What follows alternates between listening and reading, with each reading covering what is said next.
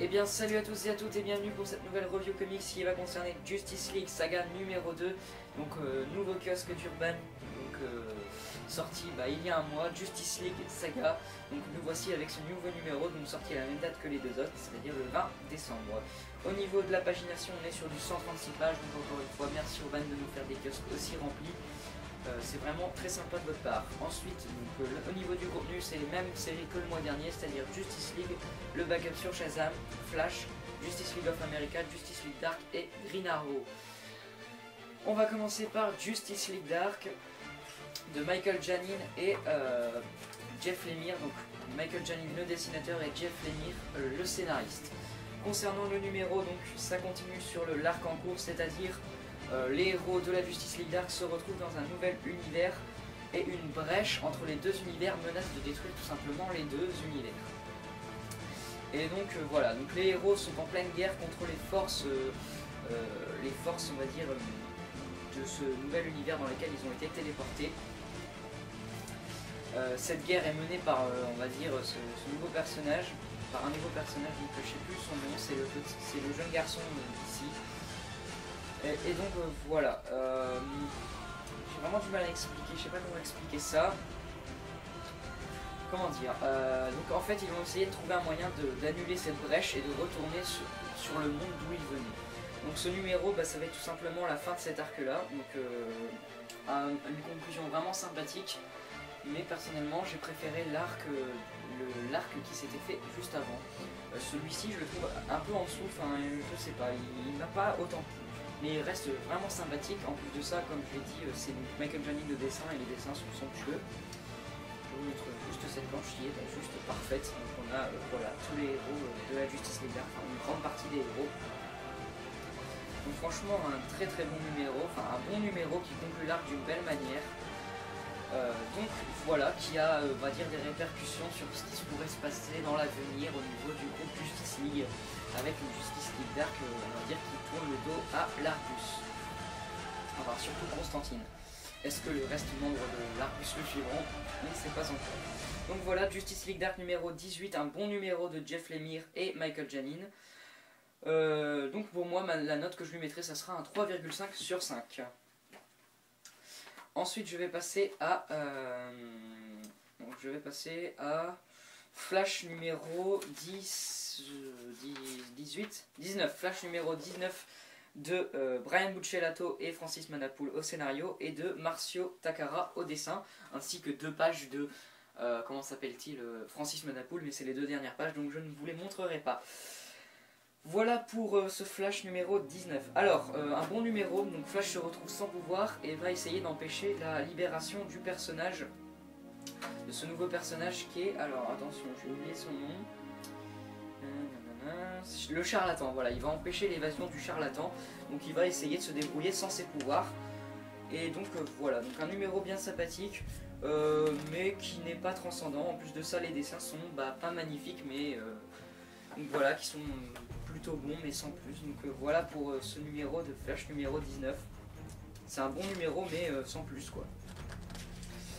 Allez, je vous montre juste, c'est juste cette page de Francis Manapul qui annonce le prochain arc de Flash avec Nega Flash. Mais bon, vous verrez ça par vous-même, la dernière page est juste parfaite.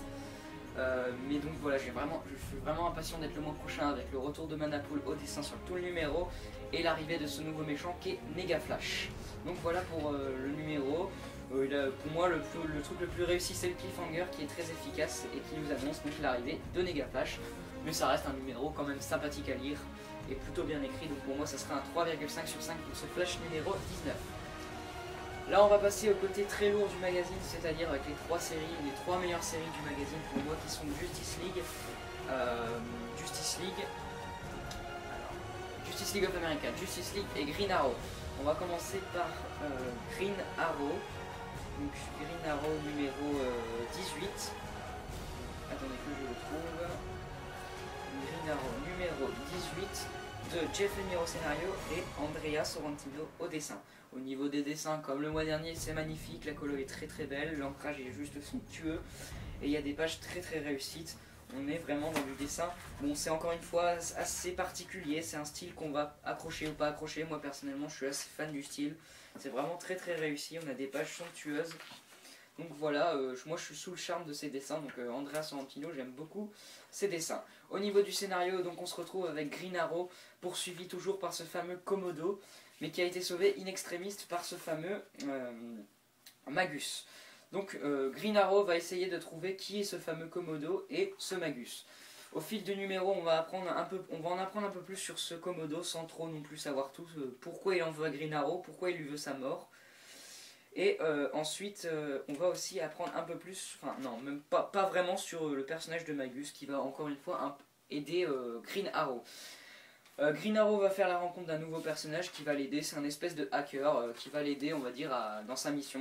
Il va essayer de se rendre sur la scène du crime où on va dire, un personnage a été tué lors du numéro précédent. Il va se rendre sur la scène du crime pour en apprendre un peu plus sur ce personnage qui a été tué le mois précédent. Donc voilà pour le scénario de ce numéro, un numéro très bien écrit. Encore une fois, je trouve la force, c'est le dynamisme du numéro, c'est hyper bien écrit. Les événements s'enchaînent très bien.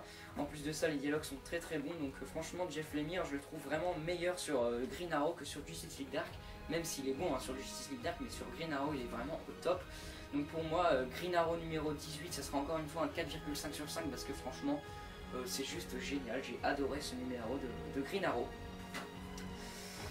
Ensuite, on va passer à Justice League of America de Geoff Johns et David Finch. Concernant les dessins, donc David Finch, encore une fois, un dessinateur que j'aime beaucoup. J'adore ses dessins, donc là c'est pareil, je vais être un peu redondant, je suis désolé, mais voilà, les dessins sont vraiment somptueux. Donc voilà, pour moi, les dessins sont un très bon point pour ce numéro. Ensuite, concernant le scénario, c'est Geoff Johns. Et donc dans ce numéro, on va voir qu'une autre ligue, mais cette fois une ligue assez méchante, on va dire, qui a l'air plutôt méchante, est en train de recruter. Green Arrow nous en apprend un peu plus sur cette ligue, mais pas trop non plus. Et donc en gros, la Ligue d'Amérique, enfin la Justice League of America, va se rendre sur place, là où Green Arrow avait mené son enquête, pour essayer de démasquer cette nouvelle ligue qui est assez menaçante, il faut dire ce qui est. Donc voilà, avec ce personnage très intriguant qui est ici, je le trouve vraiment assez intriguant. On ne sait pas trop pourquoi il monte une ligue de méchants, pourquoi il veut faire ça, mais voilà, c'est vraiment très bien écrit. Encore une fois, Geoff Johns c'est vraiment très bon à ce niveau-là. Il met plein de petits éléments comme ça, à mon avis, ça viendra en place avec le crossover Trinity War, etc. Mais c'est très sympathique à lire, même plus que ça, c'est vraiment très bon. Donc Justice League of America, pour moi, ce sera un très bon 4 sur 5 pour son numéro. En plus de ça, le côté très sympathique, c'est que les membres de l'équipe vont se rencontrer, donc on aura le droit à des situations plutôt marrantes, enfin entre guillemets marrantes, hein, mais plutôt sympathiques. Voilà pour Justice League of America numéro 2, un très bon numéro de Geoff Johns et David Finch. En plus de ça, on a un backup ce mois-ci qui est sympathique, qui met en avant Martian Manhunter ou le lignée Martial en VF. Voilà pour Justice League of America, donc pour moi ce sera un 4 sur 5. Et enfin on va parler de Justice League numéro 19 de Geoff Johns et Ivan Reis. Ivan Reis est de retour sur le Justice League après un mois de pause, et comment dire, il est juste au top de sa forme. Alors bon, voilà, je vais pas y revenir. Ivan Reis c'est magnifique, on a des pages somptueuses. Bon, on a des pages moins impressionnantes que pour Throne of Atlantis, mais ça reste vraiment très beau, il y a des pages somptueuses. Comme celle-ci par exemple, qui est quand même assez impressionnante, il faut dire ce qui est. Donc voilà, Ivan Reis c'est très bon, j'adore ce dessinateur, et encore une fois, il est vraiment au top de sa forme. De toute façon, Ivan Reis c'est très bon. Donc voilà pour les dessins, de très bons dessins. Et ensuite, au niveau du scénario, donc on a un espèce d'ennemi qui va s'introduire dans la Batcave et voler une arme que Batman a en sa possession pour contrer tout. En fait, comment dire, Batman a dans sa Batcave des mallettes, comme vous pouvez le voir, pour chaque héros qui puisse les contrer si jamais il venait être méchant en quelque sorte. Donc, par exemple, si Superman devenait méchant, il a une bague en kryptonite que ce personnage qui s'introduit dans la Batcave va s'emparer, donc sûrement pour faire du tort à Superman. Et donc ce qui est vraiment très intéressant dans ce numéro, c'est on va voir un peu comment l'équipe de la Justice League gère leurs conflits internes. Donc on a une Justice League qui est de moins en moins bien vue par l'actualité, par le gouvernement, par le monde, enfin comment dire, les habitants, voilà. La Justice League est de moins en moins bien vue. Et donc voilà, voilà pour ce numéro. En plus de ça, le vol de cette bague de kryptonite par ce méchant va pas du tout, on va dire, mettre l'équipe d'accord sur le fait que Batman possède des armes pour les contrer, je pense. Enfin, c'est pas expliqué directement dans le numéro, mais à mon avis, le mois prochain, ça sera très bien expliqué. Et donc à la fin, on découvre qui est ce méchant qui s'est introduit dans la Batcave. Et il se rend directement à la tour de garde, nous annonçant un très très bon numéro le mois prochain. Donc voilà pour Justice League 19, franchement un très bon numéro qui met en scène la Justice League après Throne of Atlantis, qui est assez méfiante les uns envers les autres. Donc voilà, Justice League 19, un très bon numéro. Pour moi, ça sera un bon 4,5 sur 5 parce que Ivan Reis est très très bon et en plus de ça, le scénario est très efficace. Voilà.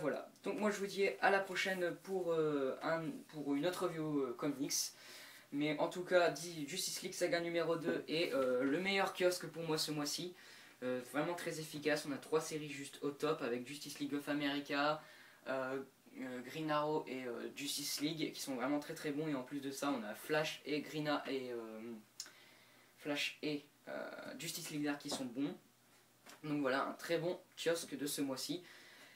Voilà, j'ai oublié de dire, bon, il y a toujours le backup sur Shazam hein, qui est très très bon, qui est excellent ce mois-ci avec les dessins de Gary Frank qui sont magnifiques. Voilà pour Justice League Saga numéro 2, un très bon kiosque de Urban Comics. Donc moi je vous le conseille, c'est vraiment un excellent kiosque, pour moi le meilleur ce mois-ci.